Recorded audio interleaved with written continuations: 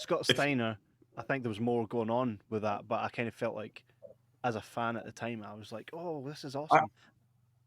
I was really looking forward to that feud at the time too, Mhm. and it just, for whatever reason, it didn't deliver. It was unfortunate.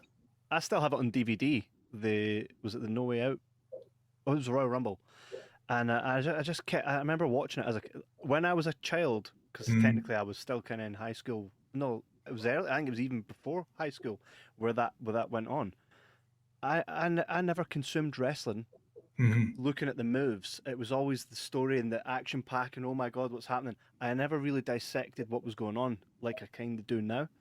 Yeah. But that was the first time I recall going, why is he using the same move over and over again?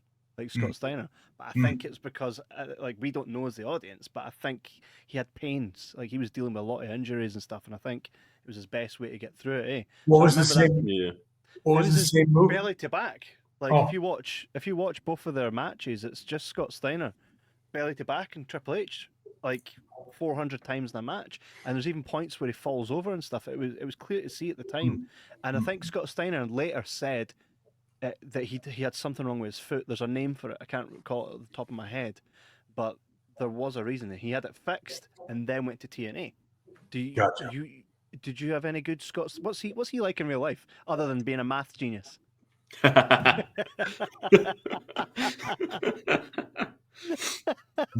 in my top 5 promos of all time.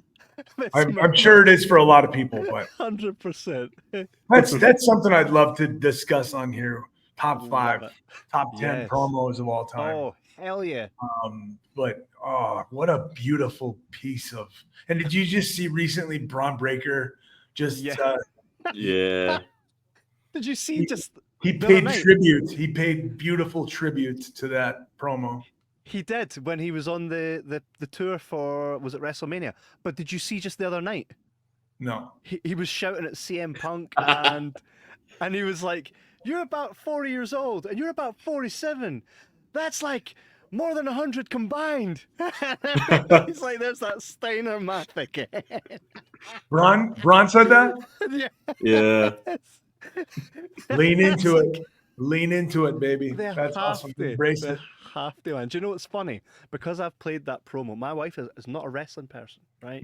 She knows who some of them are, but she's so not into wrestling. She loves my enthusiasm for it. She doesn't love it. But she knows who Scott Steiner is, right? And she was watching an episode of Charmed one night, and she's like, "Kevin, come through. Is that guy that says, who got a 50-50 chance?" I said, "Yeah, that's Scott Steiner in an episode of Charmed." Wow. Excellent. So his maths, the genius of his maths has transcended wrestling. I think, and you know what's funny? Until then, everybody used to be like, "Oh, don't fuck with Scott Steiner. He was just as badass."